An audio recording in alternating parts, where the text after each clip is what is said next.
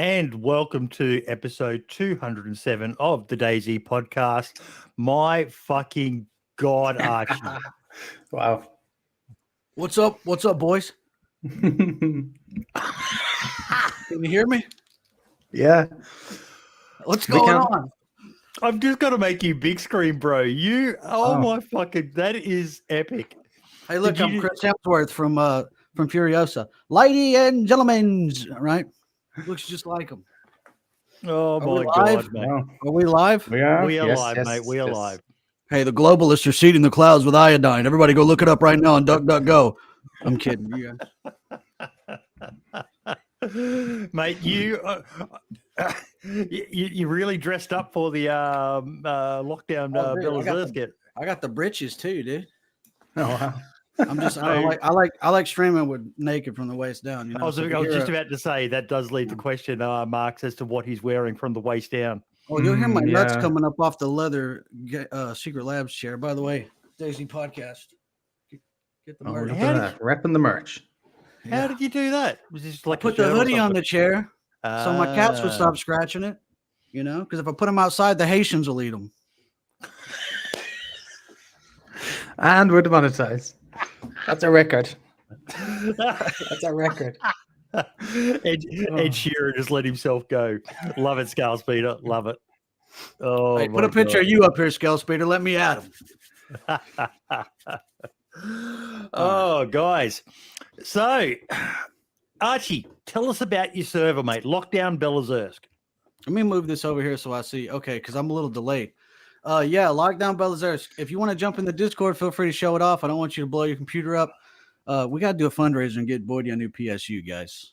Okay. Need him new internet. That's what he needs. Yeah. We put a lot of work into it. It's going to be great.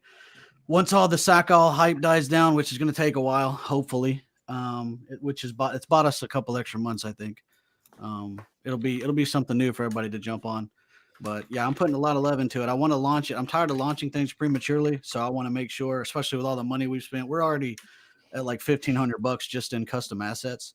Nice. So I want to make sure it works, man, and people enjoy it. And with being such a secluded area, I hope people don't get bored too quick. You know what I mean? So we're going to continuously add new things, new buildings. What's the vibe for it? Because that's the big thing that I've been noticing from everything I've been seeing about it is you're going for a specific style, and obviously prison breakish. But what do you do once you escape prison? Or what I want to do is I want to have a whitelisted RP server, and then I want to have like a free for all server style because people tend to like one extreme or the other. So basically, the lore is it's a UN prison, or AN in DayZ lore. It's on Lake Belo, which is in the Belozersk Mountains. So it's going to be cold, frigid, icy.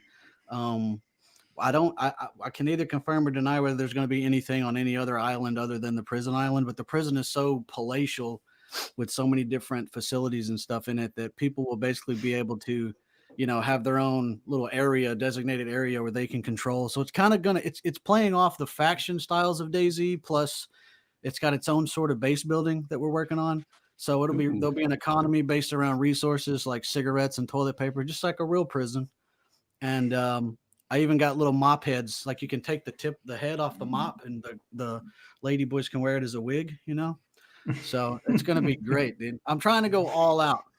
By the way, I support lady boys. I was in the Navy, but that explains it. It's yeah, man. Yeah, go to Singapore. 4 floors of horrors, best hotel in the world. Anyway, so I just foresee if you go play on Survival of the Fittest, Choco POS's server, I kind of feel responsible for it, but every time you go on there, there's just gangs. Everybody's in a gang now. And so you'll run into these guys and they'll be like, "Are you with the purple posse?" And you'll get into a big fight, and it's just fun. You know what I mean? There's always something to do. So I kind of thought if we concentrated that to a smaller area, the people who like chaos could do that, plus there's going to be employment opportunities. So you can work in the kitchen, peeling potatoes.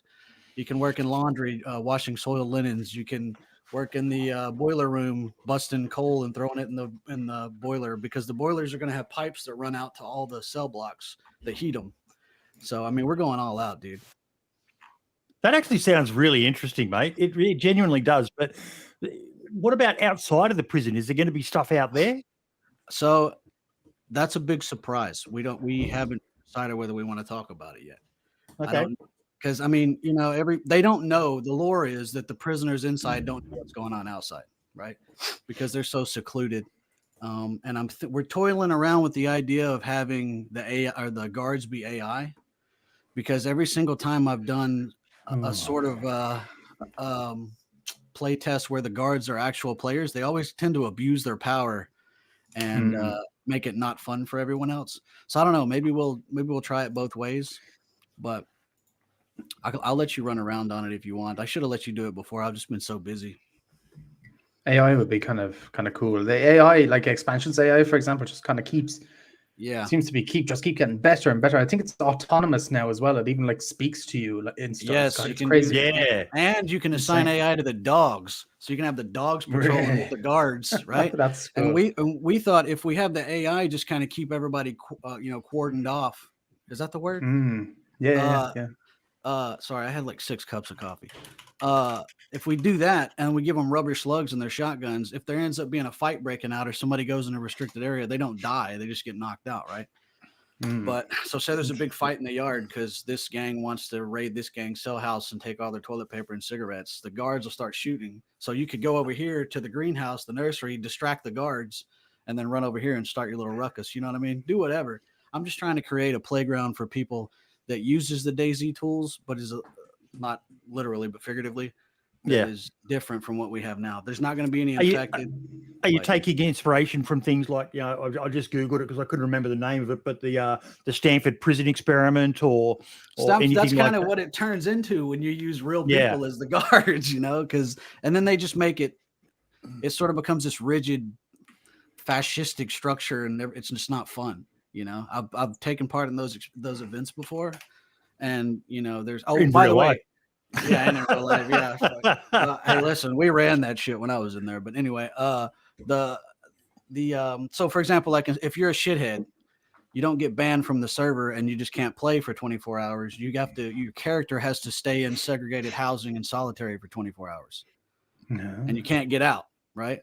You can't punch the walls and bleed to death. You can't do anything. So we'll just put your player and make him static using that prison mod. I can't remember who made it. I want to say it was Hunter, but I'm not sure.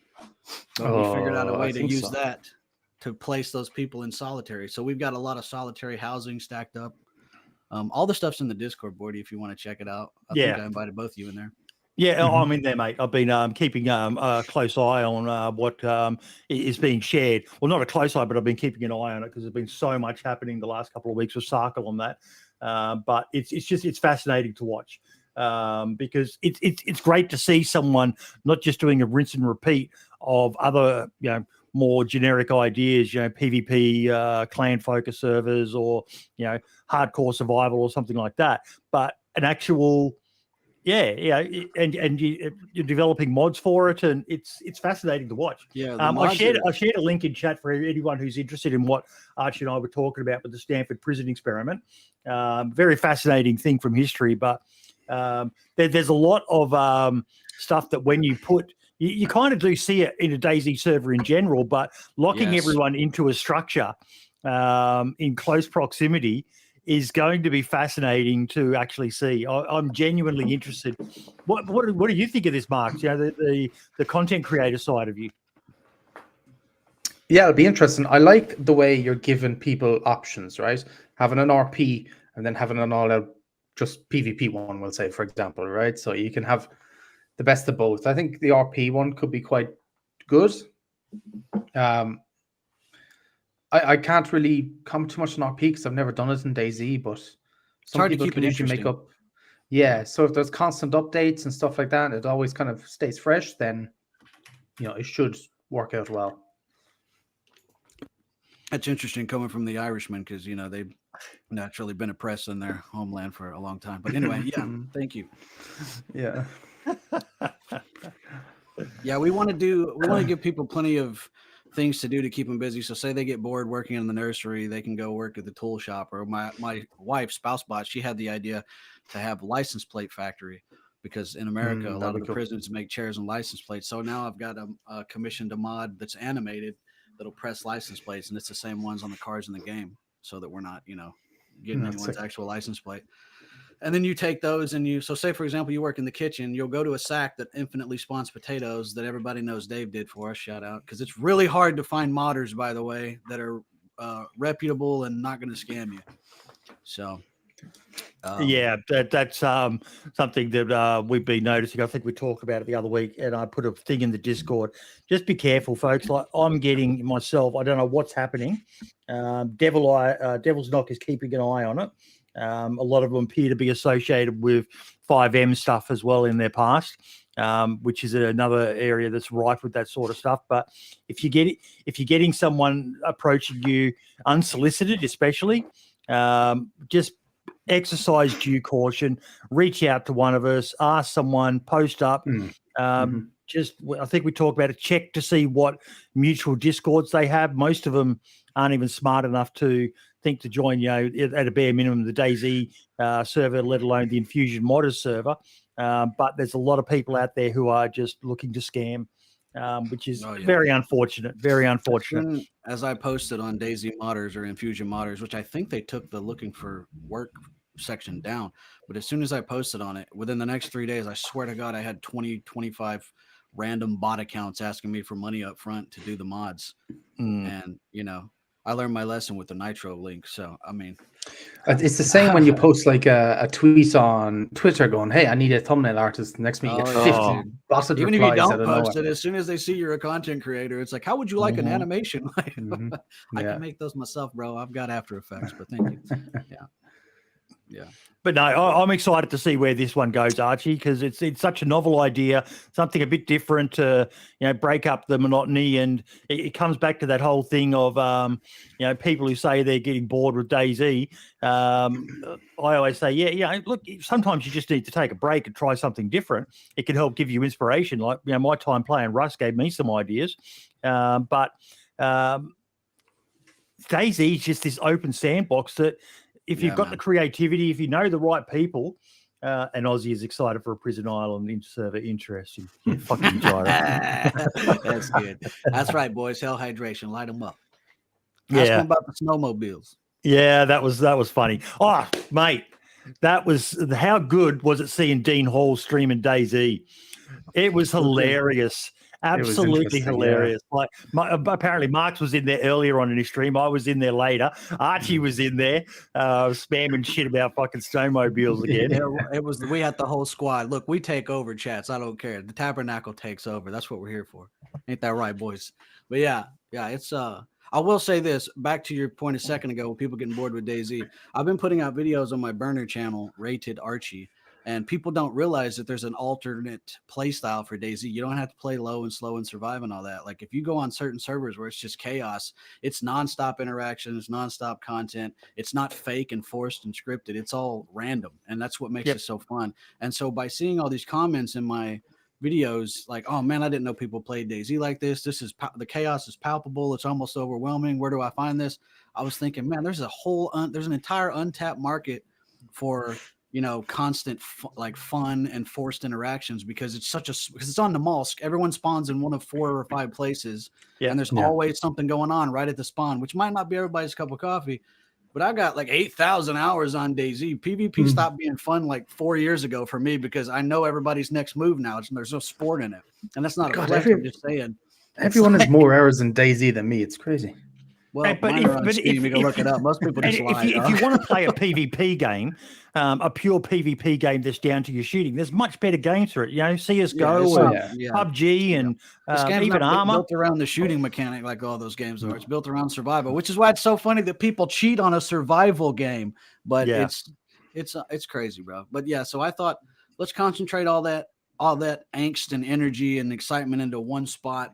Put it on the free-for-all server, and then the people who want to RP and make liquor in their toilet and their cell can do that too. So, those mods are expensive as hell, by the way. So if you guys want to donate, check out the Discord because I'm broke. This shit's killing me.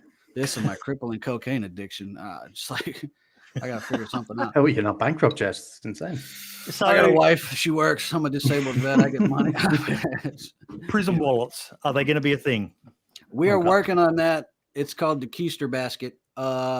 it's kind of like your, what do you call the thing in EFT that you can stick shit in that nobody Oh, can see? the secure thing, right? Yeah. So I don't it's know the name of basically it, like that. Yeah. So somebody will throw it, and some EFT nerd will throw it in chat in a second. Yeah. But yeah, we're doing that so that when the AI search you, they can't see that, or when an admin searches you, they can't see it. So it's going to be the one place that that you can hide stuff that people can't see. But that's what we're calling it, because we're trying to avoid, because some mods, if they're considered too crude, they'll take them off the workshop. So we can't call it like the bussy hole or something like that. So we got to Gamma container. Was that it? Gamma. That's yes, it. Yeah. Yes. Oh, by the way, Boydie, can you say, if I knew then what I know now? Because when I say it in my Australian accent, it's if I knew then what I know now. If I know that, what is it again? If I knew then what I know now. If I knew then what I know now. See, he said it slow so that he wouldn't do it. He didn't throw the R's. If I knew then what I know now. If I knew then what I know now. So I love it, dude. Archie, you're literally putting on the most country accent when you speak like that. A very extreme Australian I just know accent. Mad Max. And Mr. In Between. Shout out. Go watch that show. It's better than The Sopranos. But yeah. Well, that's a controversial statement. Is there methods to expand your prison pocket asking for a friend? Of course. Jesus. Oh my God. You can look it up on men.com how to do it. I'm not going to tell you here. Holy shit. They call it gauging or something like that. Oh God. Okay, let's change topics. Okay. Oh. New topic. I was in the Navy. I love how whenever he says that, he looks directly into the camera as well, Mark. I was in the submarine service. Well, you were sitting on a few submarines, all right. Archie knows all about the trick of laying on your arm until you lose all feeling from it, painting your nails a different color, reaching around the arm, because they usually have like a little curtain for privacy. So you reach the arm around the curtain and you snake it back in, and it's like someone else is giving you a handy. Yeah, but if you paint the nails, it's too much like it's a woman. I wouldn't get erect. Oh, man. I need some knuckle hair, It'd probably work if it was a Greek lady. Or like a countryside Italian woman. Oh, that's awesome. I've got tears in my eyes. I do. Hey, I've been on Navy ships. I even know about what do they call it? The Golden Knob. I don't know. I'm a submariner, not a skimmer. God. I don't know. No, apparently, it's one of those things where they tell you to look over the side of the Golden Knob, and then terrible things happen to you. But yeah. Want to hear a funny story from my submarine or the only time I was ever on a ship? Ready? We're demonetized already, so go for it. So if you're on a surface ship, a skimmer, I wrote a skimmer because I wanted to see what life was like. I was thinking about transferring to surface side from submarines because it's manufactured misery on submarines. So I'm on a skimmer ship and I'm helping the cooks get some stuff out of a gear locker, which is just a janitor's closet in Navy speak, right? So I'm coming out of the gear locker and this Marine goes, "Hey, what's in there?" And I said, "Ice cream. The cooks are about to give everybody ice cream." That was always my answer, ice cream, right? So I walk off. If they said, "What's for chow?" I'd say ice cream, right? So I walk away. So I come back from working out and taking a shower like an hour and a half later, and there's like 14 Marines lined up along the bulkhead, the wall. And I'm like, "What are you guys doing?" And they're like, "They're about to give out ice cream." They really thought that they were giving out ice cream from the gear locker. I swear to God, that's a true story. I used to fuck with them like that all the time. I'd be like, "Hey, Marine, go get me a bucket of steam from back aft." And they'd be like, "All right." And they go running back there. It's true. Like the ID-10 Tango. They write bucket it of down, steam. I like that one. I've heard a lot of the things, like a left-handed spanner and you got to feed the shaft seals. Hey, take these scraps back out and feed the shaft seals. Air hooks was another good one, or a long weight to balance the gun, but I've never heard of a bucket of steam. That's pretty cool. Yeah, bro. We had them all, dude. Feed the shaft seals was the best because they were like, "We have animals on the ship? Like, what's going on?" It's the seals that seal the shaft, the bulkheads that keep water out. But yeah, that probably looks weird if you're muted. Anyway, yeah. That was the person's wondering what's going on right now. Yeah. Sign language means Democrat. Now, I actually want to ask you something, Archie. 8.5 circumcised. Next question. We're heading into a bit of spoiler territory here, folks. So if you don't want to hear stuff about Sakhal, but this is fairly out there. This has been covered. The submarines that are on the map. Have you visited them yet, Archie? Have I visited the ones on Sakhal? Yeah. No, but it's my idea. Jesus stole it. I'm just kidding. No, I haven't. I didn't know there was any there, but I'm excited to hear about it. I'll go check them out. I was actually wanting to know what your thoughts on them, because I don't think there's too many DayZ players who've had actual experience with IRL submarines. Wait, can you go in them? No. Not that I'm aware of, which is kind of sad. I would have loved it, and that's a bit of feedback. It's miserable down there. It's just a lot of small valves and pipes and shit. But it still would have been cool. But the size of them is massive. You know, everyone thinks submarine and they think tiny. But no, I looked at them from a distance and I was like, I wonder how big they're going to be when they get up. And I was like, it seems like they've actually done a pretty good job of keeping them to scale. I don't know how much I can say. I didn't have anything to do with Sakhal, but I worked with DOJ on another thing, and it seems like a lot of the ideas folded into it. And I don't know how much I can say about it because I don't want him mad at me, because I love him and I miss him and he's a huge part of my life. But I was on the Pennsylvania and the Ohio, and they're the size of a football field. So they're like 300 feet. You know what I mean? Or 100 yards. So I mean, and they're 4 levels, right? That's what you call stories on a submarine or a ship. So you got the bilge, lower, middle, upper, and then that's the superstructure outside. But they're so big. And then that's on boomers that have the 20 plus, can't confirm or deny how many Trident nuclear missiles on them. The fast boats, the smaller boats, are about a half that size, and they're still pretty palatial inside. But what you run into is storage problems, because you got 200 plus souls on board and you got to feed them for 5 months without pulling in anywhere, you know? So it's, but yeah, I could go on ad nauseum about submarines. No one really is that interested in them until you find someone that is, and then they're like autistically interested. But no, I was genuinely hoping that they might be enterable, because it just would have been something nice to have seen. And like, it even looks like they've got the missile ports on top for launching ICBMs or whatever. The size of them, I do think that they probably were the nuclear style ones. Well, or based one on on the it. Belozersk, it looks like an Akula class, which is a Russian submarine. You have to know all this when you get qualified to fish. That's why the ones on Sakhal will be Russian as well. Yeah, so you got your Akula and your Typhoon. The Typhoons are the ones that have that humpback, and then the ports open from center line outboard, and then the missiles would come up. But yeah, it's I'd have to see them. I didn't know they were there. I'm surprised about that. I did ask DOJ if they had any, and he said he couldn't tell me. So I'm excited about that. I told him if there was a sub base, I would cry. Well, you're going to cry. Also, there's where the submarine base is. There's a military next, right on the docks of that military or submarine base.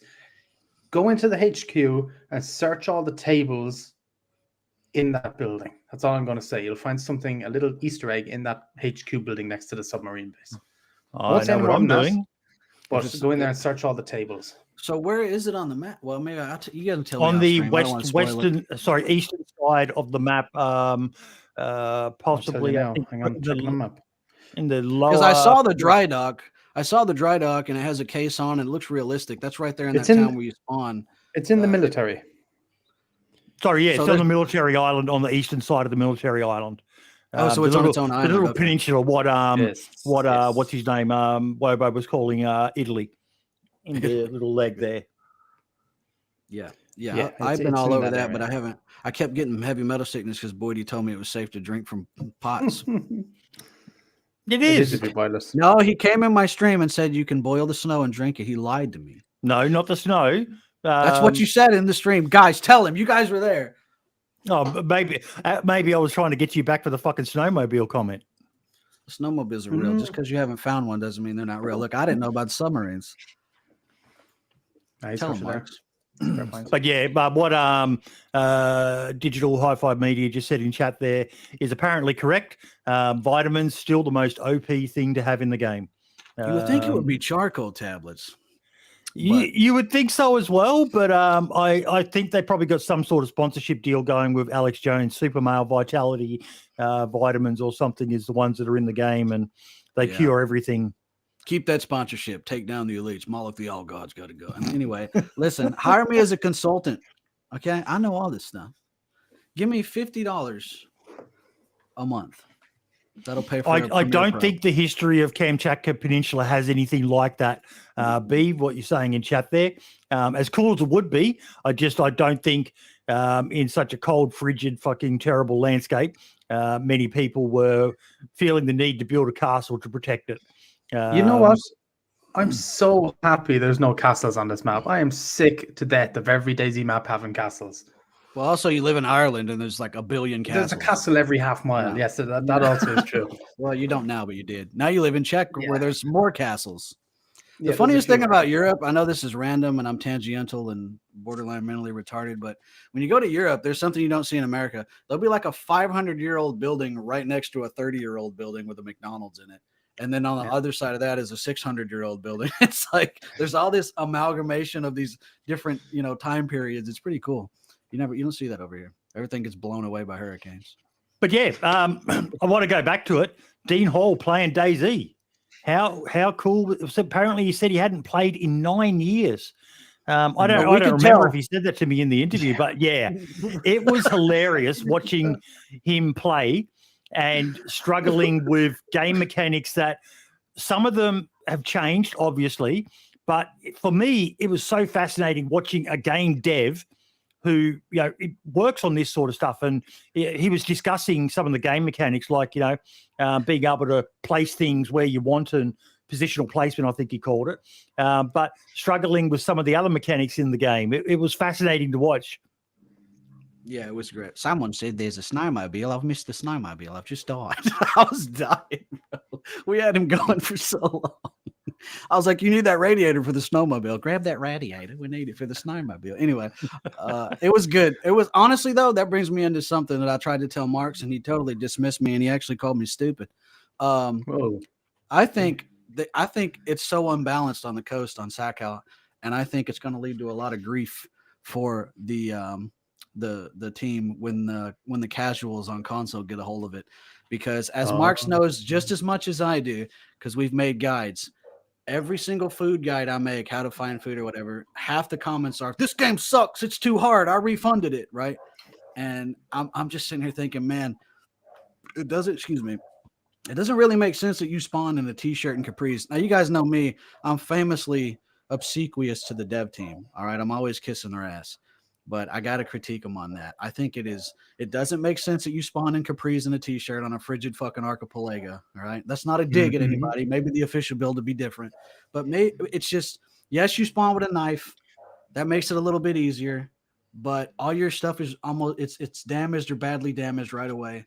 You do got to go fishing pretty much immediately. I would say build a fire next to where you're fishing so you warm up simultaneously. Which I'm working on some scripts for guides on how to make it easier. But I'm telling you, like, just mitigate it with having them spawning with a hoodie and some jeans would probably work. And they can still be badly damaged. And what I'm noticing is that pretty much even with the best quality gear, you still stay light blue cold. It's pretty much impossible to get geared enough with anything. Like, I've got best insulation, everything, and I'm still getting blue cold. Well, you gotta you gotta hit the fire station right away and try to put an ensemble together of firefighter equipment. Launching it with, sorry, I'm tweaking on caffeine today. If someone said I do a bad Kiwi accent, I do it on purpose to make fun of New Zealanders. Where'd you park your car, bro? Anyway, the old leather crafting when you could waterproof it with lard. You know what I'm talking about, Boydie? When you could make leather clothes and then weatherproof it with lard. That would work. I know it's a lot. I'm not, I know beggars can't be choosers here. I'm just trying to mitigate some of the lamentations of the poverty box crowd, of which I'm a member. I just, I think it's going to be too hard for them, man. You got to think these casuals, they've only got a couple hours a day to play. And if they can't even, plus it's true, they can't get off when there's more than, and I'm not shitting on the team at all when I say this, when there's more than 6 people on the servers, there's going to be nothing on the coast. So even when you use your knife up, running around trying to find a stone, it's going to be rough. It's going to be rough. And I agree with what Mark said. It needs to be difficult to make them better. Yes, even, I was having trouble, bro. I'm not gonna lie. Yeah, I've had trouble as well, but let me counter. So, this DLC, not really, I don't think, focused towards the casuals, right? Casuals is more than likely to pick it up. They like the look of it, but it is more for the players who probably, well, the people who are going to buy it probably straight away are going to be the people who have, played the game for years, right? And looking for you wanted to make money, though. Casuals are going to obviously buy it, right? And, it'll target that way. They're probably going to struggle, but that's the map. That is the map. We haven't denied that it isn't going to be a struggle. What was week 2? There was 10,000 deaths on the playtest server for week 2. I was probably a million, and most of it was like people dying to the elements. So it is going to be difficult. But I think obviously you're right. Some people will refund it. They'll be like, this game will suck. Can't find food. Just keep dying. It's that's going to happen. I just know how they are. I'm not trying to throw shade. I agree. And I enjoy the cock and bull torch, as Boydie says. But man, I was, the meta, by the way, is boiling meat. Sorry, I'm elbowing my table. Yes. Boiling meat, so you get that nutrition and hydration. Mm-hmm. But I noticed if you take your worm off and you just fish with a hook, I swear to God, on my stream yesterday, I was just fishing, fresh start. I was like, let's see how difficult this is. I start fishing. I caught 2 pairs of wellies, and then a pot, and then a fish, bro. I was like, am I fishing in India? Like, what's going on? You had a really bad run, mate. I've had, I think I've caught 2 pairs of wellies, but mostly I'm catching fish. Now, see, that's I don't know, but here's the other thing that I noticed: when you do get the pots and they're frozen, right? If you put them in a backpack. What I've started doing is taking a dry bag, putting the pot in the dry bag, and then that in my backpack, and it thaws out. Yep, like it thaws out as you run. And then, but if you put the frozen meat in your shirt or pants, it seems like it makes your character colder because thermodynamics, right? Same thing with hot, So I've been burning shit on purpose just to, like, if I find a rotten tomato, I'll burn it just to have like a heat pack. I'm not sure if it makes you cold, but it's possible. I'm not sure, but stuff will defrost. But again, think of it this way, Archie. The amount of people that are going to be looking up tutorials on like how to do this and how to do that. And I'm going to make money. I'm just YouTube are making some changes soon. I think the day the DLC releases, YouTube are making some extended shorts up to 3 minutes. I'm going to be farming that stuff so hard. I have a 35-minute tutorial coming out tomorrow. Yeah, I was about to say, especially now that YouTube's changing, they're kind of moving away from short form this next season. So everything's more long form. So 20 minutes plus is where it's at. So making long, drawn out videos. People are still going to complain because it's not 3 minutes and they have to click a chapter section. But it's that's just consumers, right? And again, I just want to reiterate, I wasn't throwing shade or talking shit about how it's difficult. I just foresee, because I'm intimately familiar with them, the casuals are going to lose their fucking minds. And even if it's not geared towards them, I think them buying it, I don't know, man. I hope it goes well. I want this to work out so well for you guys. What interests me, and something we'll be exploring in a future episode, is once the modders really get their hands on the files and see the changes to the core mechanics behind the game, I'm really excited to see where they can go with what they can do with some of those. I don't even know the right word for it. This is why I was hoping to have Devil, but he's been tied up with a lot of other stuff. But some of the where's all the Brits, by the way? There's usually they're all late. They're all getting their pay docked. They're bloody scared, mate. That's what they are. Caught in traffic, and I think King Alex's head is still spinning from the last couple of weeks of drama and stuff like that. Poor delicate little flower. He's so immune to all the usual shit because he just does his own thing, and he's just sitting there going, what have I gotten myself into? But we're treading into dangerous territory, so we're going to go away from that. But I'm really excited to see what this opens up for modders to be able to do, because anything at that core level of the game increases their functionality of what they can do to do what they do. Make some amazing shit in the background, and we've already seen some amazing stuff. What's this going to open up for them? I'm excited to see it. Should ask MDC. But anyway, I was thinking the first mod that's going to come out is probably going to be like Summer Sakhal, like right away. Somebody's already. Somebody's working on it. Somebody's working on it. I can't confirm. The gift of discernment. Yeah, I'm telling you right away, it's going to be like, you don't like the cold, play the easy mode, and that's how it is. But And I honestly will probably check it out because it'll probably be beautiful because Summer Chernarus is breathtaking. But yeah, what I was actually planning on doing was I was thinking of making like a channel in my Discord and putting out tweet being like, any modders or server owners that are going to have unique mods or unique servers that you want me to have a look at and they possibly get turned into a video. Put all the information in this Discord channel. We'll go through because there's going to be, especially with the modders, there's going to be a lot of cool things that come out of it. And I'm really interested to see what a vanilla plus server will be like on Sakhal, with like maybe snowmobiles and stuff like that. We're already in, dude. It'll be really cool. Oh yeah, you're right. They're called the Red Line 900. It's a dig at lads for his Red 9, Red Line 900. I'll grab that Discord again for you folks. Give me 1 sec. Here it is. Invite people. But yeah, we're gonna launch a default DayZ default like vanilla Sakhal day one for our community. Are you doing one, Marks? No, but I might instead of us starting 50 different vanilla servers, why don't we just do one and everybody shout it out? I'm not making any money off of it. It's for the community. I don't admin any of my servers. Yeah. I think it would be great vanilla, but I would like to see horses on it. But there'll be plenty of those servers we can mess around on. I think a modded little server would be kind of cool. Man, I was telling my community, bro, think about the base. I know people hate base building, but I'm not talking to them. Think about the faction warfare and the way that this map's going to change those types of servers. I mean, if you live on one of those, so in the south east, there's this barren, like abandoned fishing village. It gives like Red Dead Redemption 2 vibes. You can tell DOG.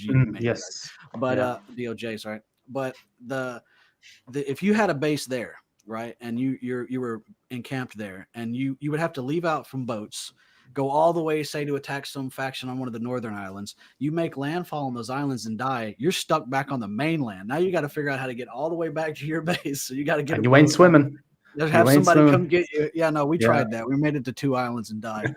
But I'm telling you, this whole thing is going to be like archipelago warfare on Age of Empires 3. You know what I mean? It's going to be nuts. And they're going to be cordoning off. Is cordoning a word? I feel like I'm just making this up. Cordoning a word? Yeah, I think it is. So they'll be sectioning off entire islands. And here's the other thing I noticed. There's ice keels all around the islands that you can build on. So you could build a little outpost on the ice keel to shoot at boaters, right? So you're talking about some Waterworld, the greatest movie of all time type shit.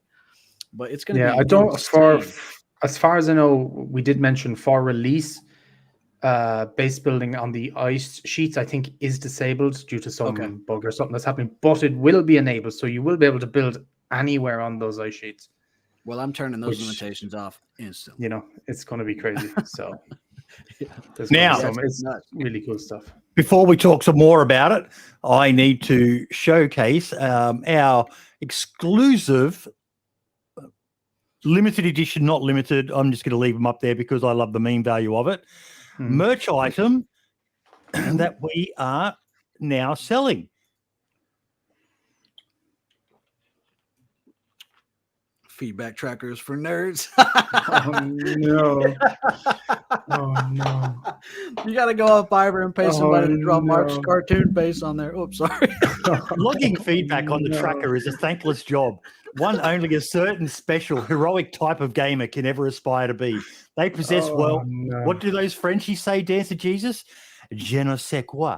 Thankfully for us all, those mighty nerds undertake this task. Who knows what sort of dribble the likes of Boydie would submit to the tracker if he ever tried. So to commemorate them, we have launched this exclusive range of merch inspired by, well, you all know who inspired this. We hope this design hits the mark for you all. We have, because it has to be a sippy cup, but not just a sippy cup, folks. We also have I really like how well it turned out in black. So the black coffee mug with that lovely Eastern European Soviet style font, and also a lovely enamel mug. So yeah, that's a new item. I can expect a care package to BI offices with my name on it then from Buddy in the next couple of weeks, right? With a couple of mugs and stuff, right? It's compensation. I thought about sending you guys the press vest like as a gift, but I've done so much cocaine in that thing, I don't think it'll get through customs. Yeah, And probably dude, not. that's so iconic with you as well. But on that, if anyone does have anything they would like to contribute, we are doing the Christmas show giveaway again this year, and my 2 Frostline collector's editions are on the way. One for me, one to give away. So yeah, if anyone's got anything they would like to add to the pool of prizes, hit me up. We'll work something out. I don't want you having any costs to do that. It's just something that we like to do with this community, and any money we raise goes back into the community because we love the DayZ community. All of you, every single person who contributes to it. Because yeah, it's awesome. But no, something else Marks and I were chatting about through the week, folks. I saw some criticisms of Sakhal about how it's very coast focused. And at first glance, it does look that way. But one of the things I heard a lot of people saying is, the weapons are very limited and all the rest of it. Head inland. Like I went up because I wanted to see the volcano. Got up to the top of the volcano, had a beautiful look around, and then saw the hot springs. And I went, "Yep, I've got to go check out the hot springs." So OP for getting a heat buff, by the way. Yes, crazy good. There's a lot, a lot of houses interspersed through there. And for those who understand how DayZ does it, these houses that are kind of off by themselves are kind of coded that they'll spawn the hunting related stuff. So you'll find a lot of hunting vests, hunting jackets, but you're also going to find those sweet 308 Winchester round snipers. So yeah, I'm rocking a Tundra with a hunting scope. I found hunting backpacks. I know once I told Marks, he was like, even Marks wasn't aware of it. You know, he's a marketer. Yeah. So he's done a video talking about it, because once you get into there's shit everywhere. Like I've got 40 plus rounds, probably closer to 60 rounds of 308, which is about 60 rounds more than I'm ever going to shoot at a player. But whoever kills me before the servers get wiped, yeah, they're going to have some nice gear. But there's a lot to see and do on the inland. If you just want the PvP and the shenanigans, the coast is going to be where it's at. But inland, man, it's beautiful in there. It's beautiful. Snow trails. Yeah. By the way, speaking of the houses, how good of a job did they do? The environmental storytelling, how lived in they feel. I remember bringing it up to DOJ and being like, "Hey, if you do a new map, make sure you leave the houses kind of empty so we can base build." And he goes, "Man, fuck that. Like, I want it to feel lived in." And it really does. If you've ever been to like a rural area and you go to their house where it's like, I grew up in the mountains, people put their old shipper robes and entertainment centers and wooden furniture outside because they're going to break it down and burn it in the wood stove in the winter. That's what it looks like. You come up on a house, there's a garage attached, there's piles of tires. You can tell the person who lived there had a little side business as a mechanic or something. It's so immersive, and it feels like it's got a touch of like a unique touch on it, like people actually live there. And I know I'm repeating that to the point of redundance, but I just got to say that's something that's so easily overlooked. And a lot of these people that are criticizing the map, they're not looking at the little touches that make it so special. What do you think, though? Because the point you raised there is something that I've considered, that I love the immersion factor, but from the base bitch side of me, it is going to be frustrating if you don't have build anywhere on to build in a lot of the structures using vanilla mechanics, because there's just so much clutter around there that may interfere with that. What are your thoughts on that, Archie?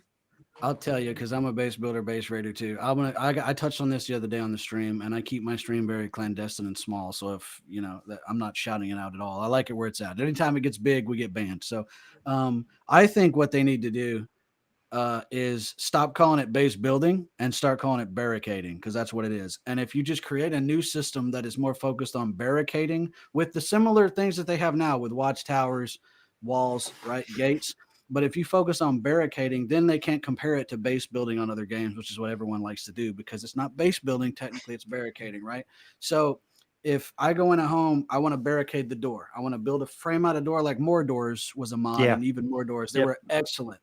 Let the extremely talented members of the team get a hold of that, and I want to see what they can do with it. You know, I've got a Bridges and Ladders mod that uses the same. See, the thing is, we've got to remember console, Archie. True. They don't have the mods. So right. I know what I'm saying is make this official, right? So I think because I know a lot of the devs, it seems like from what I can tell, aren't really big fans of base building either. And that's just me being honest from what I've heard. And I know a lot of the big streamers, because they want constant content, they don't like it either. It's an integral part of the game. Like there's like 4 big parts of the game. It's one of them, you know. There's an entire community built just around homesteading and base building, and you know, especially the PvE and RP communities.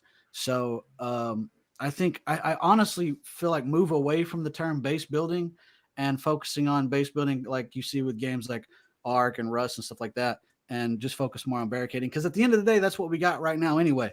So I don't know, Archie, why they can't do official servers, one that is no base building and another one that has a better base building thing, because it gives people the option. Because and I get where a lot of people come from. They remember the golden years pre-base building, before we could even do the limited stuff we've got now, which is effectively watchtowers and walls. That's all we've got.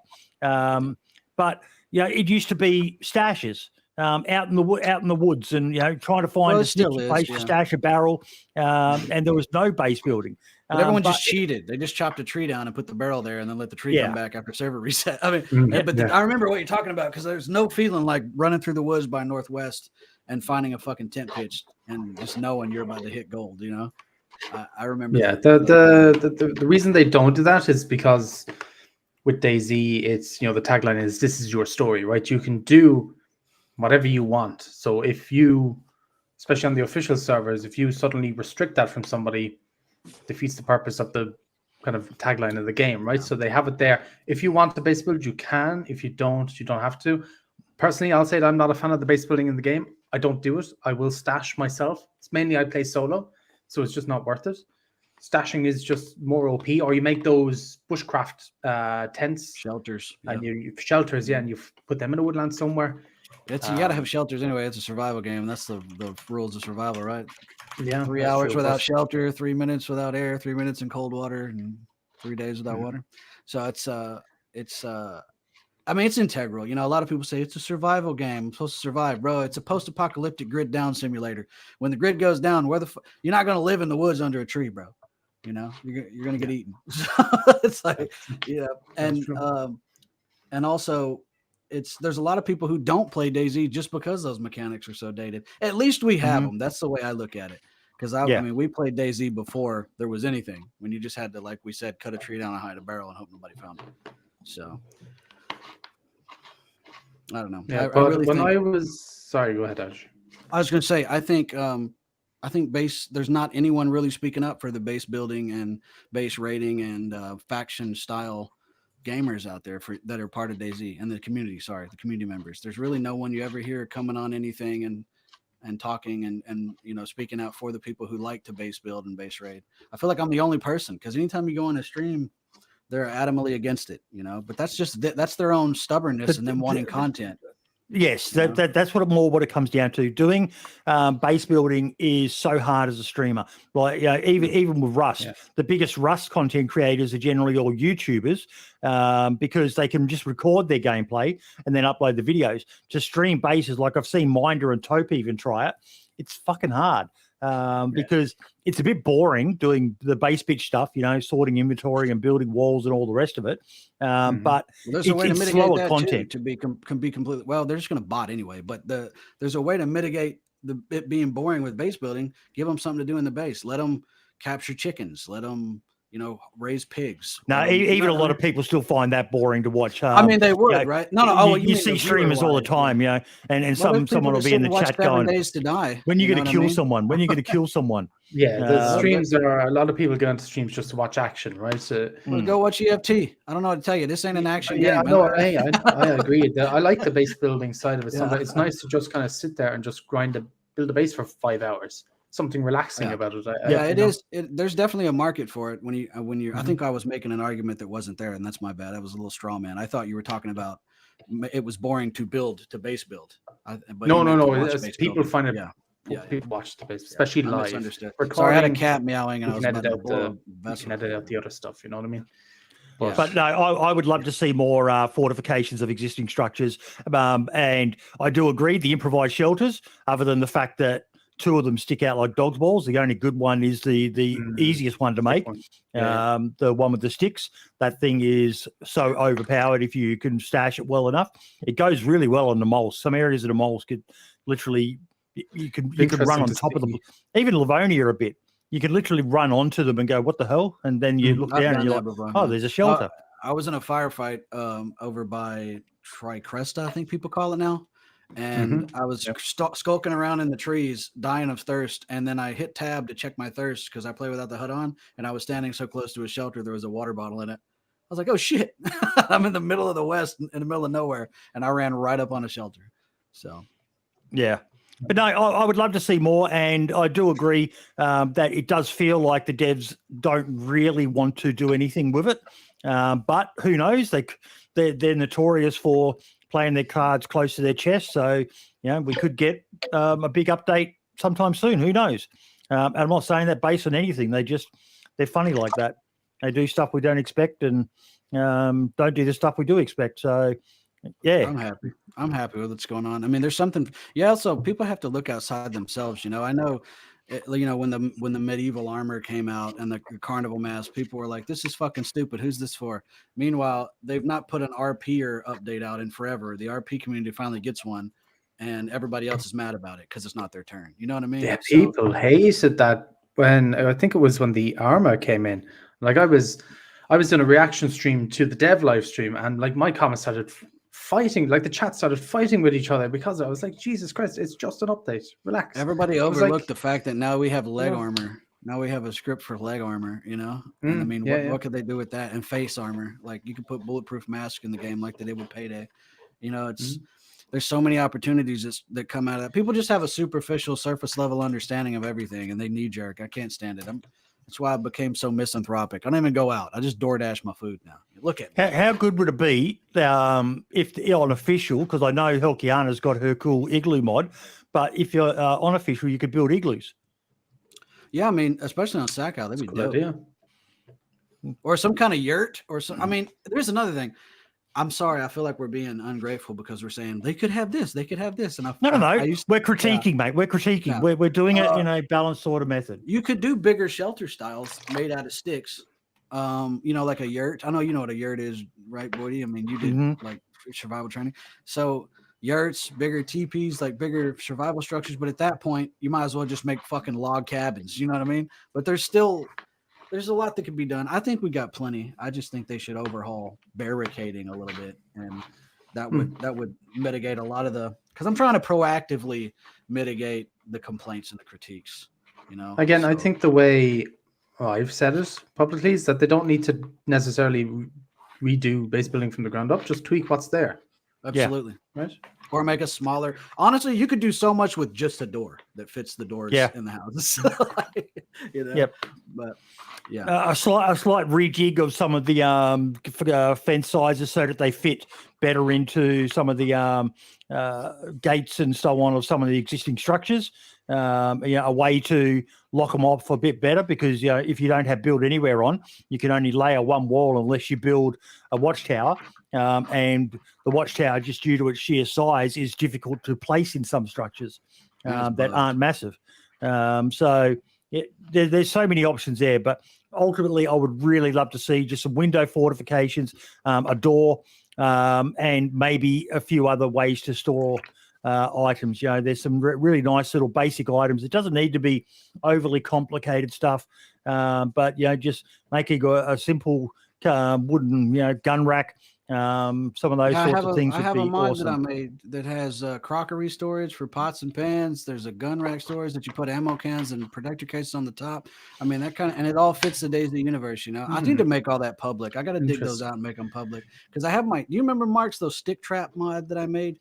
Where it was like the deadfall trap and then the basket trap made out of sticks. That on Sakhal need more traps. Fucking game changing, bro. Need more. But it's a survival game, so I tried to build mods around survivalism. Well, if you're releasing if you're releasing that server, it's a good time to put those mods on it. Like I'm hopefully the container mod as well should be done within the next week or two. It's 99% near completion, and all those would work very well together. So and it's hopefully that. I think it's going to be an interesting couple of months to see what modders do when it comes to what comes out, and it's going to be interesting to see what servers come along. I'm hoping we get some new unique servers. Every server just kind of copies each other at the moment, I feel like. So hopefully we get something new that hasn't been done before. And I think having this cold survival map and update or DLC is going to be hopefully big changes come in the modding community and community servers and so on. Has anyone seen bears on Sakhal? I don't think I've seen a single one. I saw one on a stream, but I haven't seen any myself. But I've gotten attacked by myriad wolves. Yes, wolves I've seen plenty of, but I have not seen a single bear, which kind of surprised me. But the other thing I wanted to talk about was some of the new structures are amazing, but I'm disappointed that a lot of them aren't interactable. Like there was one building where there's a ladder off the roof at the thermal plant, and you go down it and it goes into the building, and it's just a stairwell that goes to the ground floor, and then you're out of the building. And there's this whole unused, even if it was just an open space inside, I don't understand. I think it's something to do with objects and all the stress on the server. But I would just love to see some of these things redone so that you like the submarine, like the little radar dome looking things, where you can go inside them more, because it just creates so much more possibilities rather than just a big block of pixels that is pretty to look at. But other than run around it. There are a lot of them you can, though. Like when I was up by the volcano going in those habs that the scientist habs, those are sick. And yes. Then, that was pretty cool. There's a lot of loot in there too. And then even the one you're talking about in the thermal plant. Just one of the thermal plants, there's a lot you can do. Yeah. I thought we would be able to go into the big dome. Is there a way to get into the big radar dome? Because I've crawled up and ran all the way around the mezzanine. Okay. So I thought I didn't miss nothing. But did you see the hole in one of the buildings where the pipe goes into, and there's like a little recess, but you can't get into it? Well, it's probably got a hitbox on it. Yeah. I was so excited thinking this is going to be a cool place to maybe stash a barrel or a crate or something. And I crawled along the pipes and got down on my guts and tried to get in there. And the hitbox blocks you from getting in there. And I was looking at it going, I'm not sure how I'm getting out of there either if I do get in, but little things like that. And there are a lot of little things, Marks, that have been put in that do impress me. Some of I talked about it last week, but just some of the placement of objects around you that enable you to interact with the environment so much better. And not even so, there is the placement of objects, like you said. There's a lot of ways where you'll be able to hop up on a box. But there is one military base in deep inland in Sakhal, and there's the double door barrack, and there's boxes piled up next to it. So you can climb up the boxes, shoot straight through into the window if somebody's sitting in there, which has always been a bit of a nightmare if somebody's camping in there to be able to combat it. So, and some of the new buildings, the tenement buildings, there's two different tenement buildings, right? I like those a lot. Have a good look in them, because there's ways you can access the roofs. There's ways you can jump in and out of buildings. Well, I even found one house where it looks like someone's knocked a hole through the wall, so you can go between the two apartments, and that was brilliant to me. Again, that, as Archie said, the storytelling of this server is the benchmark for the minimum standard we expect from you guys now with anything new. It is so well done, other than some shoddy placement by Mike Doherty, which is kind of just to be expected. Typical Mike, right? I know. Typical Mike. But I'm sorry, I had to get that in there. But even, you can see it in the background there. I've been going around taking photos of the screenshots of the billboards. I love them. Yeah. The little crab one, Archie. I love the little crab one with his little snow cap on, and I've been making fun of those. Every time I see one, I'm like, "Who did this?" It's funny though, bro. It's funny. It's I'm loving it, man. I'm loving it. I definitely see a lot of DOJ's touches on it though, because the trees aren't uniform. Enough. He spun the trees well. Yeah. What I mean is, like, when you go to the houses, it's just busy enough on the outside that it's not too much. Because, you play like Jungle Essicker and you go to some of the towns and there's just too fucking much going on with the placements, and he's done a job. Very well balanced the way he's done it, Mm-hmm. But.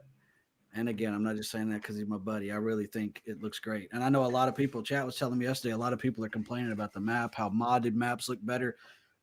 You guys know how much I sing Bitterroot's praises. I love it. I think it's the best custom made map there is, but Sakhal's way better, bro. I mean, they have better tools, so it's a false equivalence. In detail, yeah. But yeah, I even found these like hoppers at the gravel pits that you can crawl up in and look down into the hopper and stuff. I found a random bagger way out. It's a big earth mover way out on my way up to the summit to the volcano. The mines, yeah. There are places where you can jump up onto something and then duck down behind it. And if you're being chased by a squad or something, and maybe they won't look properly and find you hiding in that little corner or something. But I've got to do a quick shill segment, folks, for our sponsor affiliate Lid, and then I want to talk about this comment from Michael about the Running Man's comments. So just quickly, I'm going to spam the link in chat, and then we will quickly visit their website. Can I quickly just say as well, while you're doing that, there's a lot of people asking questions about release dates and stuff like that. Towards the end of the show, if Buddy allows me to, I'll give all the info on that, times, dates, all that good stuff. So I'll mention that towards the end. I guess I should get a Discord link ready for Lockdown Belozersk too. I'll throw that in there while he's looking. Yes, but no, I think I'll be sharing the link for your channel, mate. Oh, okay. Copy that. Yeah, just good. Yeah. Yep. Okay. Okay, Lid hosting, folks. If you're looking to do a server, I highly recommend, before you go all in with a Deddy and all the rest of it, there's a lot to learn with that. If you've got an idea, a great way is to check out Lid Hosting. They're the long-time partner of the show. They're doing a giveaway on Twitter at the moment as well for some copies of the Frostline DLC on the 15th.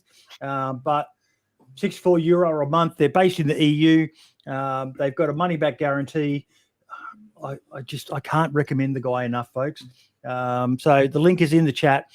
Drow is a top bloke. He's a DayZ modder as well, so he understands the limitations of what he can and can't do and what you can and can't do with your server. But definitely worth checking him out.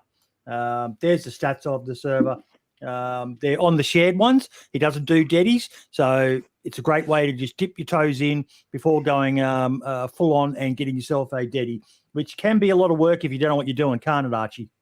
Yes, a tremendous amount, which is why I'm very grateful for all the friends I have that love volunteering themselves to help me and just take some of the workload because it's a lot.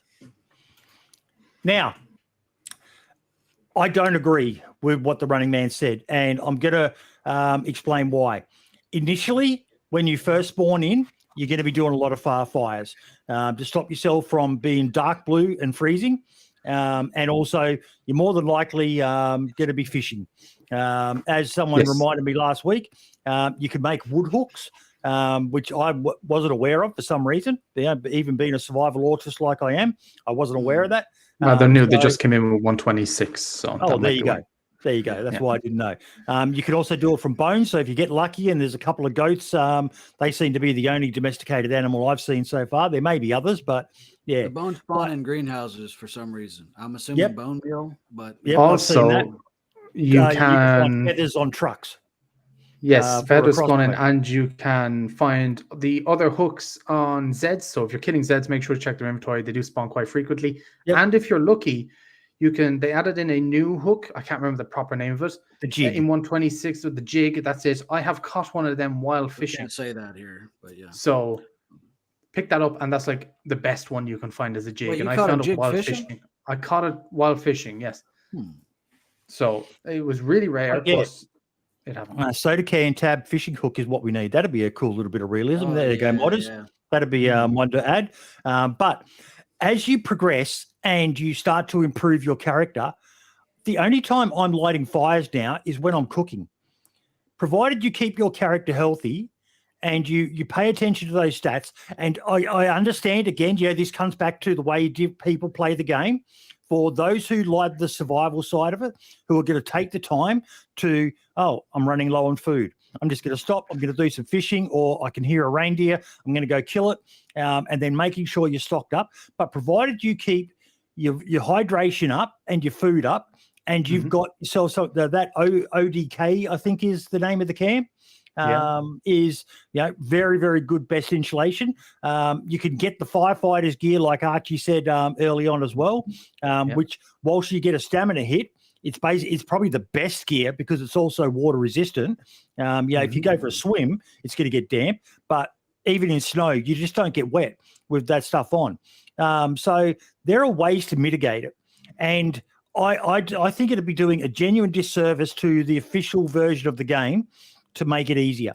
As Mark said, this is a much more hardcore survival, not hardcore PvP, hardcore survival focused map, which I am biased about because that's my bag, my jam. But you don't need to be lighting fires constantly. Anyone who does they're making choices that force them to have to do that, Archie. They could be paying more attention to their hydration, staying at the well until they're fully hydrated, going fishing, lighting that fire, cooking up all the food, getting themselves to white hydration, and then you can be light blue and you won't get the flu. Yes.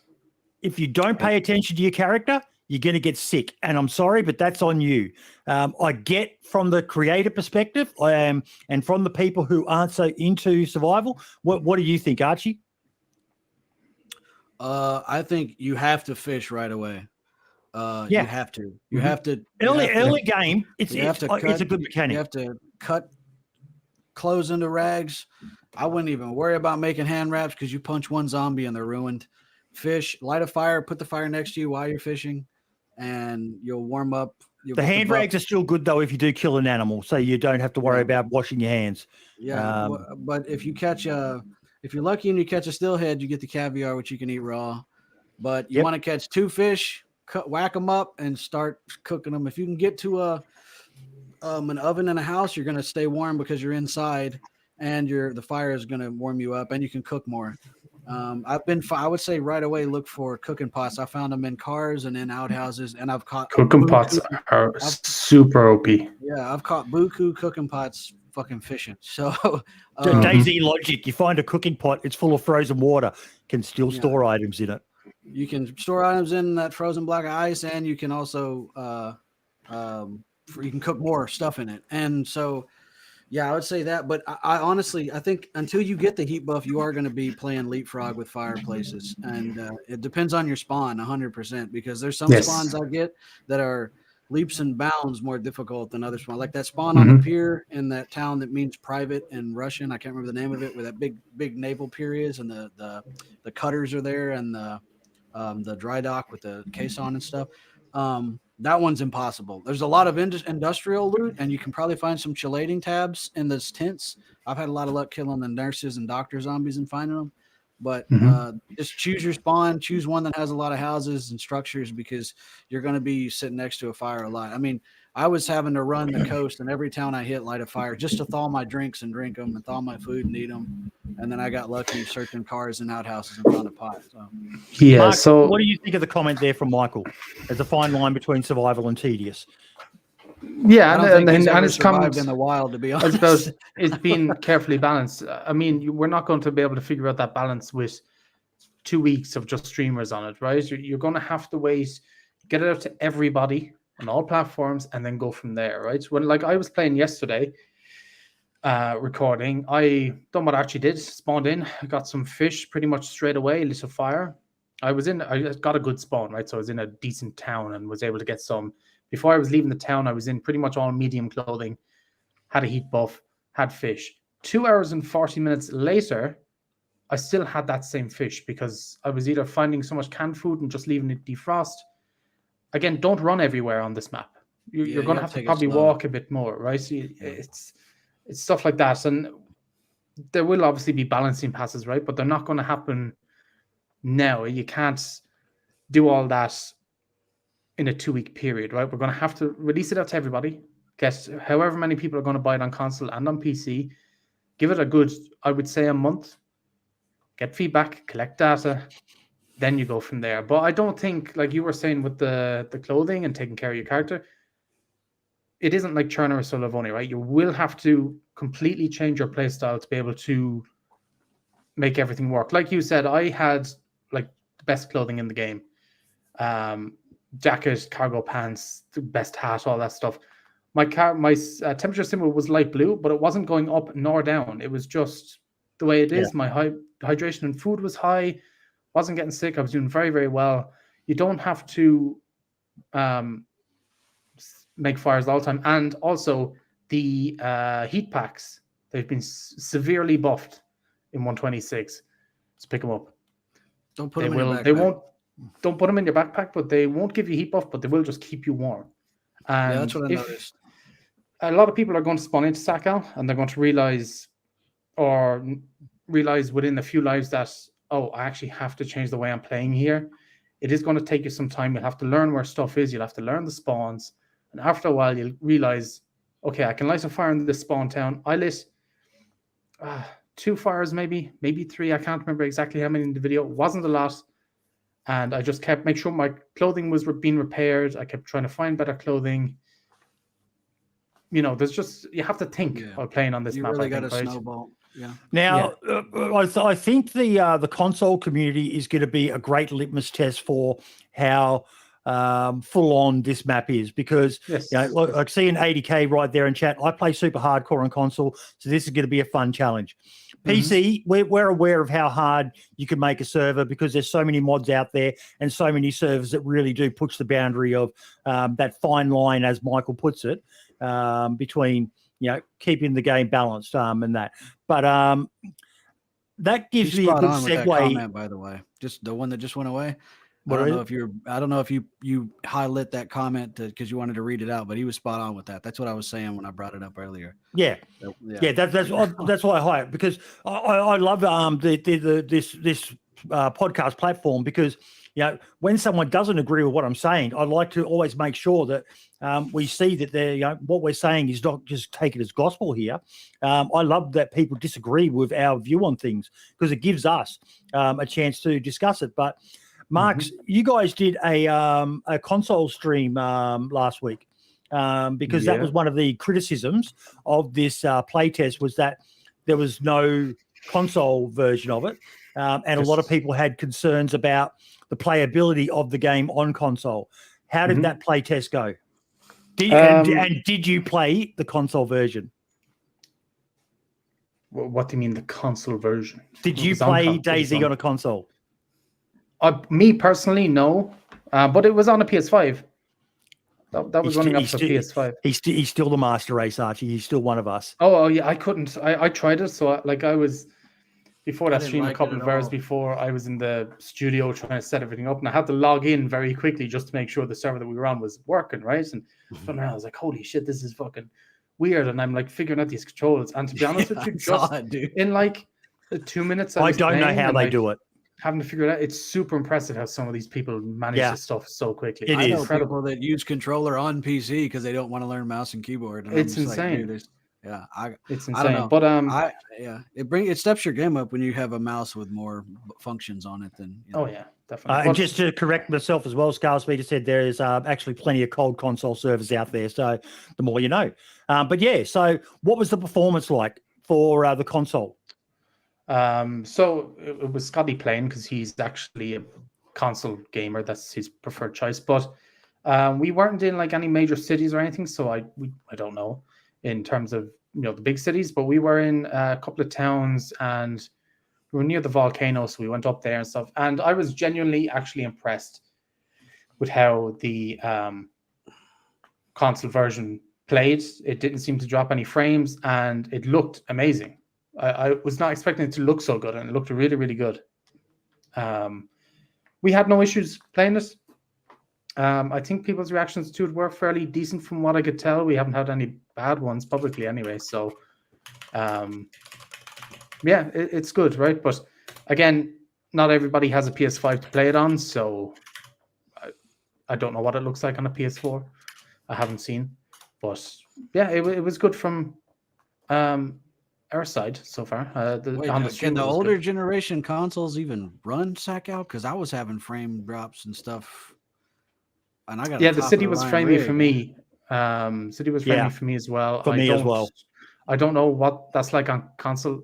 I honestly don't know. I haven't checked it, but I'd assume it's obviously an issue if they're aware of it being on PC. They'd obviously, be trying to fix it or sort it out on PC and console, right? If it was an issue on console. So I know I never just read have to wait and chat, see. and that's. But I was looking at chat, and someone said, I don't know if it's still there now.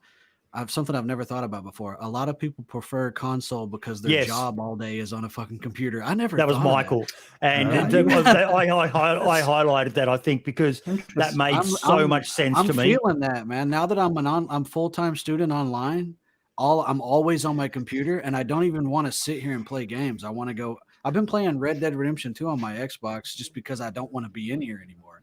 You know what I mean? So it's Maybe I need to switch to console. Maybe I need to become a console creator. Well, especially after you do school all day and then sit and edit DayZ for 8 hours. Like, you don't want to be at your desk anymore. That's such a good take. I never thought about that. Maybe I need to buy that PS5 Pro after all. But no, it was good to see that done. I hope that answered, probably created more questions for some. Okay, there we go. Skull Speeder saying Scotty summed it up very well at the beginning of the stream.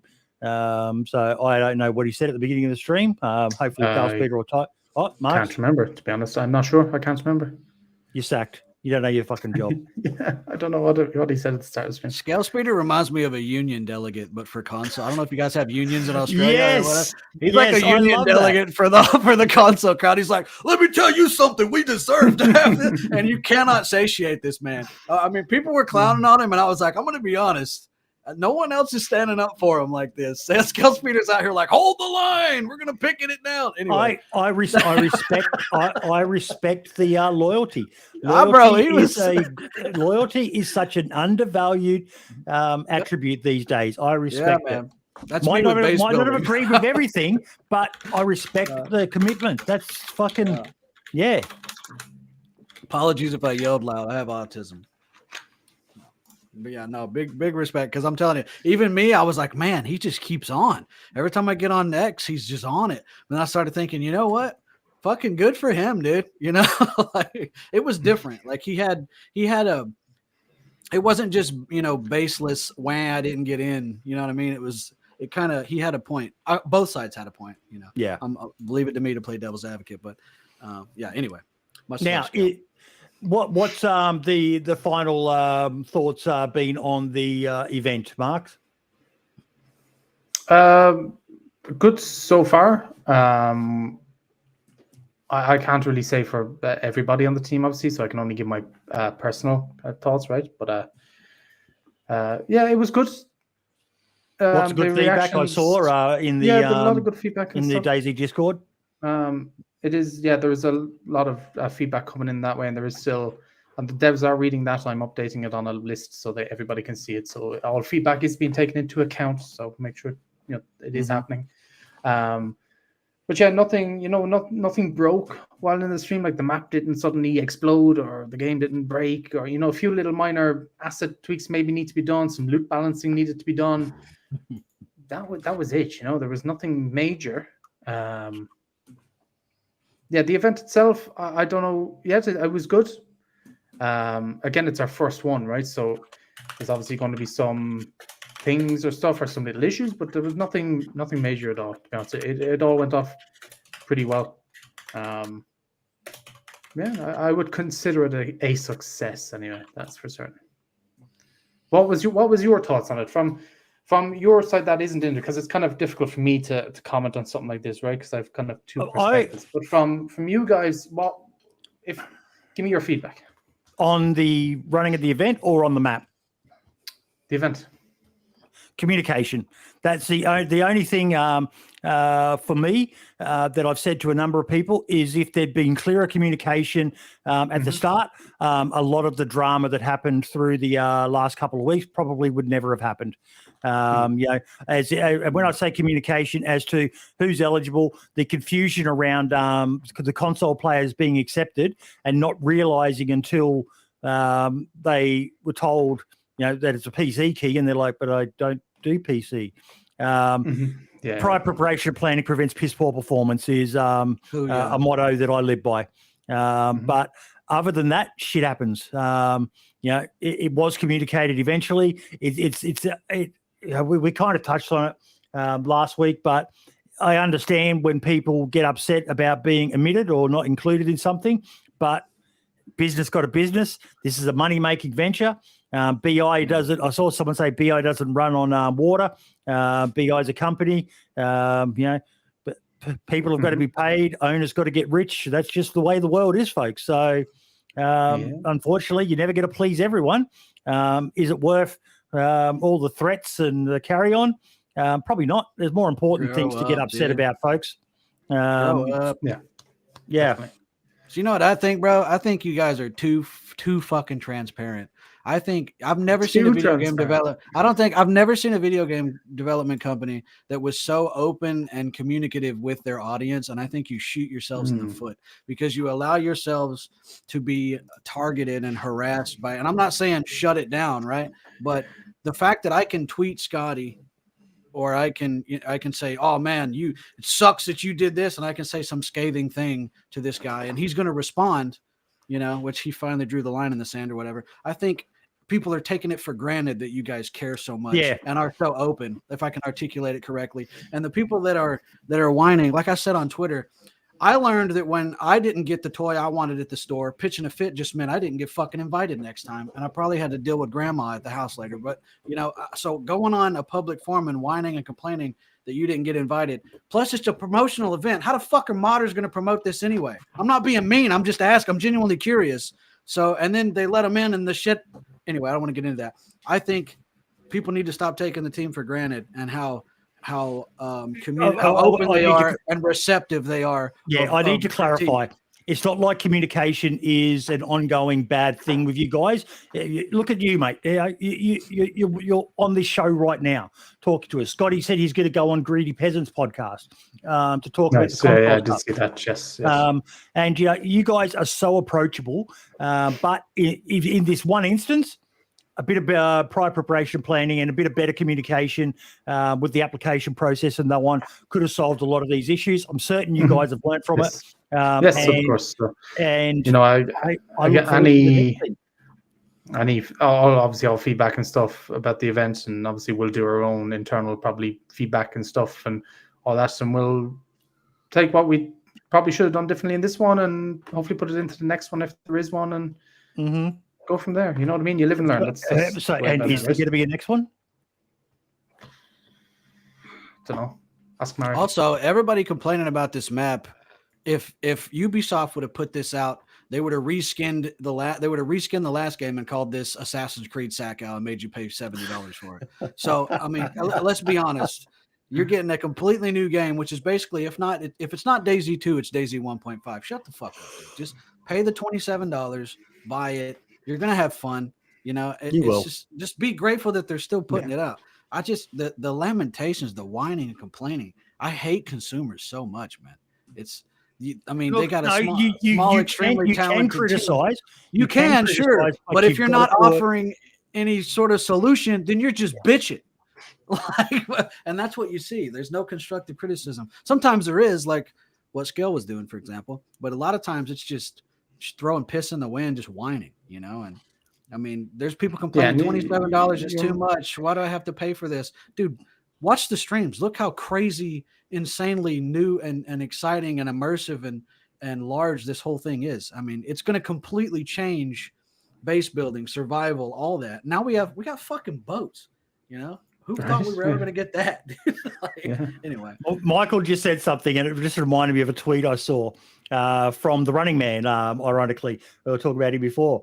And he said, unless you're one of the event streamers, how can we complain about the map? That would be like watching somebody drive a car and then we complain we don't like how it rides.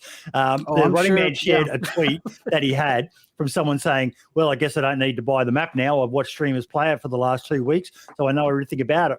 And Paul, I think his tweet was like, I watched a few videos on Pornhub, so now I don't need to ever have sex again because I know everything about sex. And it was like, Yeah, What a shout out fucking to Paul for smooth that brain, tweet. dude. He These people, has some man. good burns on occasion of these smooth brain comments that people leave on something. It's like, It's I've wild. watched a football game. I now know how to play football. No, bro, you don't. There's a lot to learn. Yeah. I just think it's tremendous. I think the price is fair. I think, Yep. And that's coming from a guy. I mean, I'm gonna, be, like I said, sycophantic to the devs because I got friends that work there. But again, I'll always critique, and I think $27 is good. 20 would have worked, sure, but 27 is fair. They got to make money on it. Because if they make money on it, then perhaps we get greenlit for more in the future. You know what I'm saying? And now that they have such a talented team that's so motivated, it's a passion project almost. Because look at the people they're hiring. Majority I can't find of us any modders because they hired them community members, like, right? So we are passionate Anyway. about it, and for me, I know I don't actually like code the game or anything, but just even for me, like when you're excited to go into the office every morning for work. Oh yeah, that's the opposite of a toxic workplace, which is what seems to be happening everywhere. Hyped to go in, like this week is going to be. I nearly want to just get going now. It's like, come on, tomorrow needs to hurry up, but. I've never had a job like that. That's what I'm talking about. That's how like it's a passion project, and we're just going to get more and more great things from it. And that is something to be like you asked my thoughts for it before. This has been great to see BI do something that I'm not aware of them ever doing, at least with DayZ. I know they've had a few things with Armor in the past. But from the Unite event that I was lucky enough to be included on at the beginning of the year or the middle of the year, and then now this, it's great to see them do something like this. And I also want to say Nate had a good point there. He saw people stream the bunker. He couldn't find it in person for a while. In-game is different than watching. And I knew that it existed, but I had no idea where. And I literally spent 4 or 5 hours to finally find it on the where I found it. I won't say where because I don't want to ruin it for people. You can still watch a bit of it, and there's still so many things on this map that you're going to get to explore yourself, regardless of whether you've seen it. And watching is completely different to experiencing it. Like Big Dog saying there, and didn't know about the submarines. There's so much. Yep.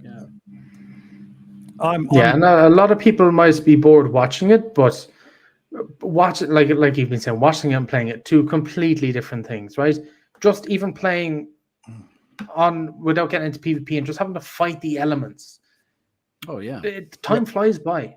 Time flies by, and I don't think people realize. I'm doing like 5-6 hour streams. It's just like. No, and I've got to just clarify, Offset, we're not defending criticizing a company that sells consumers a product like it's some sort of privilege to play the game. We're not defending that. We're defending the manner that some of the criticism was delivered in. We've criticized here, even in this episode, some of the stuff. I've criticized some of the buildings that you just can only really look at and not do anything with. I wish that was different. I've criticized that in the past. Chernerus is full of them. I hate these purely cosmetic structures that there's nothing you can actually do to enter them or anything like that.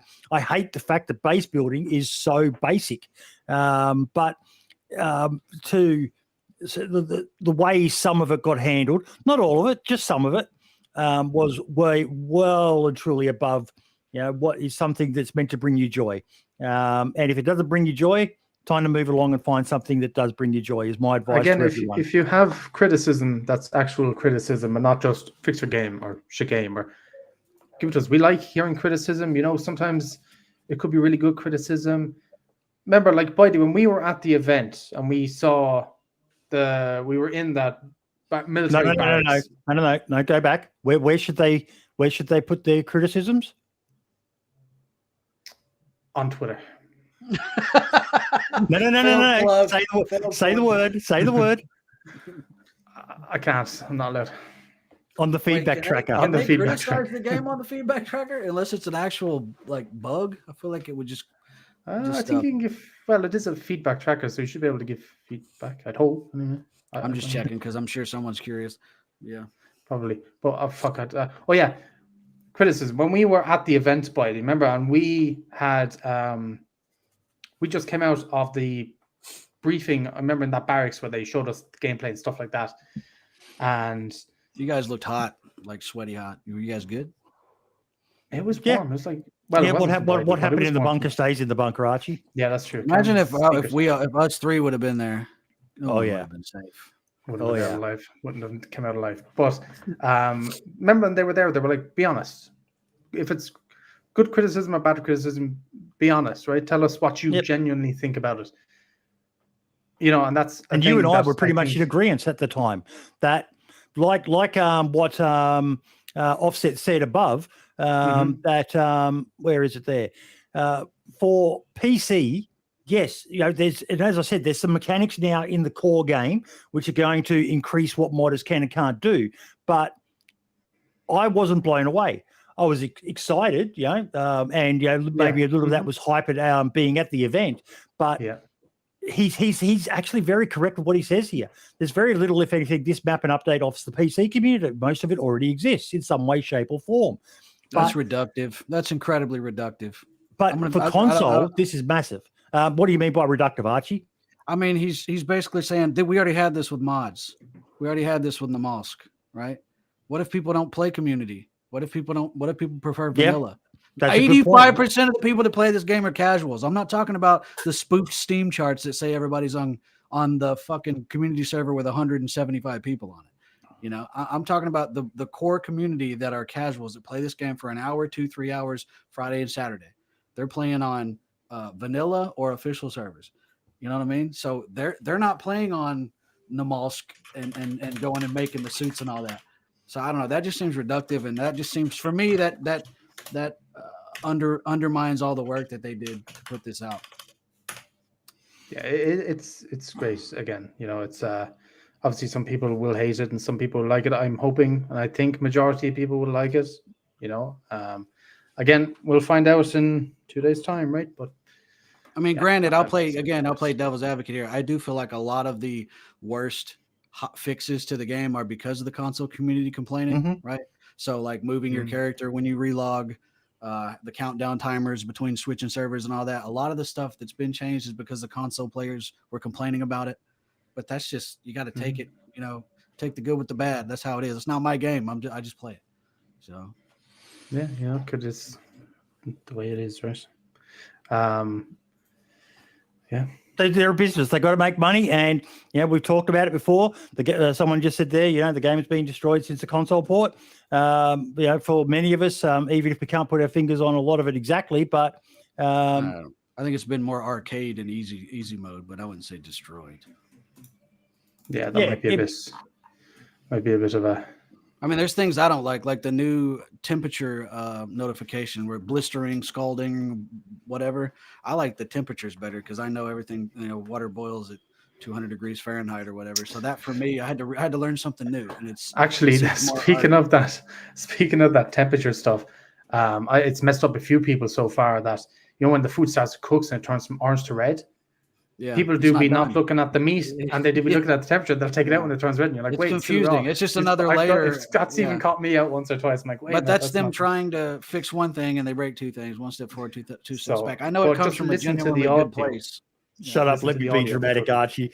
I don't know who this person is, but someone's put something in the podcast Discord that I have to try to share because this is funny.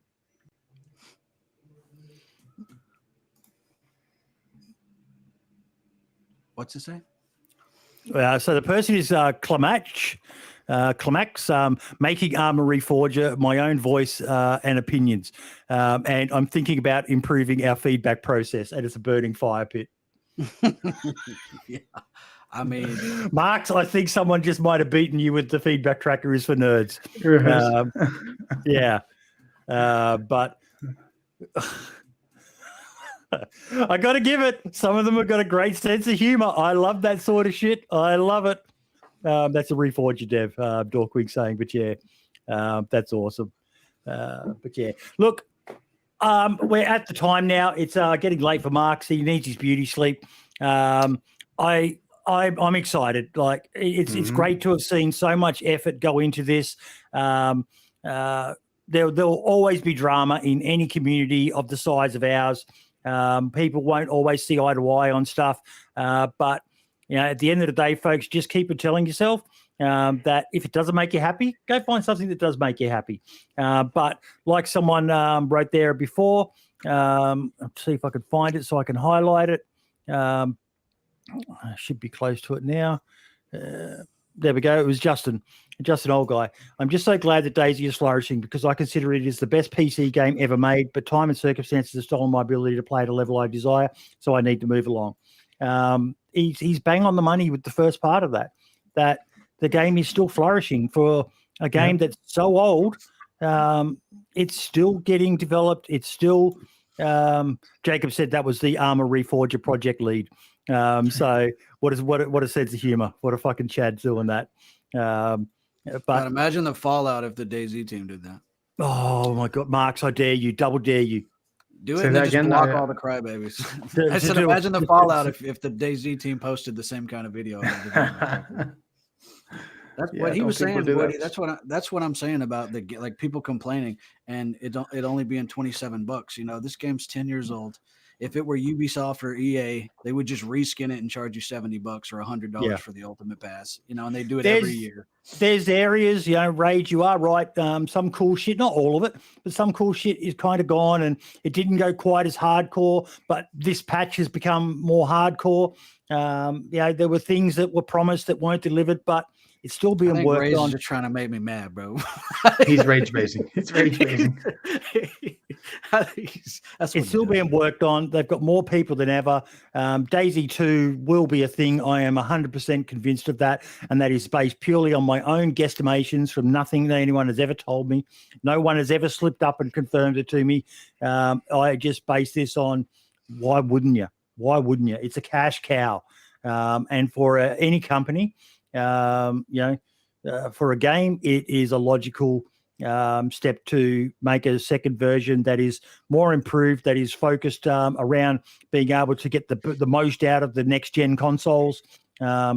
Just hope it doesn't take until there's a next gen console, and then we're back in the same state as we are now, with last gen consoles struggling and the next gen consoles not being fully on. Do the consoles just become PCs?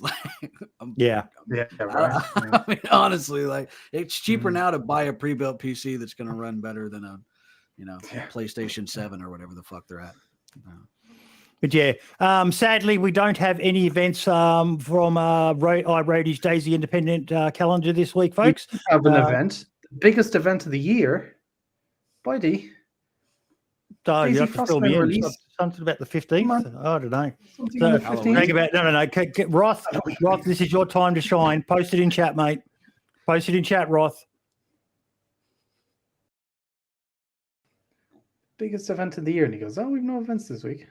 What time? No community server events. Yeah. What time does the DLC drop on it's Tuesday? Okay. So let me get this information 10 out here for PM, people that have been asking. It's on the 15th, all platforms, same day, right? It'll work like any normal update day. So, of course, this one's a bit more hectic because you've got an update plus a DLC coming out on the same day. It should be between 3 p.m. CEST time, which is Prague time, and it should be like any other normal day. Again, as per usual, maybe give or take an hour or two, just in case something goes wrong. You never know, right? Fingers crossed nothing will. It should be between 2 and 3 p.m. CEST, as far as I know. 15th what time on is it Tuesday. There now? 20 to 12, now 12 a.m. So it's 11:41 there. So you're 6 hours ahead of me. 5 hours ahead of me. Okay. Whatever that is on thing, just I don't know, translate it in Google. It'll give you the time. Yeah. But that's all the stuff, and not long to go. Thank you for the tip there, by the way, as well, Offset. That'll get you split amongst the team. But that's one of the things I love. People come in here, they don't agree with us, but we're an open platform, and we allow conflicting. They're not allowed, but I like to encourage it. I keep on saying, don't surround yourself with people who just see the same as you. Get people who've got different points of view. It's the only way you'll ever learn and develop as a person. And that goes for all aspects of life, folks. But yeah, individual spotlights, something you would like to shout out. Marks. Oh, the community. No. Myself. No, I'm joking. Probably the release of Frostline, obviously, this week. That's coming up. So check that out. Updates, the DLC should be good. And I'm going to give my own channel a bit of a shout out here. I know self-promotion, how dare I? But working on some videos, have a few to come. Can you believe this arsehole put out a video on the bunker, Archie? Oh my God. I didn't. Wait, it's a stream. It's a live stream. And you know what the funny part is? In that video, I said we're going to the bunker. I never actually made it to the bunker. I ended up dying. You can't really. That's one thing about Sakhal. Anytime I set a goal, it just doesn't happen because I don't have 12 hours to commit every day. It's so difficult until you get the hang of it. I'm finally there. Well, But yeah, that's mine. Update. They'll give up about it. Or what do you say? Give out about anything? Yeah. Archie, what about you, mate? What's something you would like to shout out? Usually I have, one lined up, but I don't. I'll just shout out the team for sure because I'm extremely impressed with Sakhal. I think there's some balancing things that need to be fixed, but that's not on the mappers and environmental designer and model artist side. That's just on whoever set up the servers with what you spawn in. And I think, like Mark said, it's a test. So the little things that can be easily fixed and tweaked. I did find a couple plank stacks that were canted and halfway underground. I thought that was hilarious. But other than that, I think that Mark Doherty. Well, that's just they put a yaw on the location when they put it in there. But Mark anyway, I love it. I'm so impressed with it. I'm so excited. I'm excited about as a base builder / base raider / I play on a community server with my own community, and we all have different villages and enclaves and stuff. It's going to be insane. It's going to be the fantasy we all have wanted for a long time when it came to DayZ, having an archipelago that was, surrounded by water and harder. You can entrench yourself, but it's going to be crazy. So I thank you all for all the work you put in. And I'm grateful that you accepted me. I only got like 26,000 subscribers on YouTube. I'm not flexing. I don't think that's a lot. So I'm glad I was even able to get in. I know I'm kind of controversial, so thank you.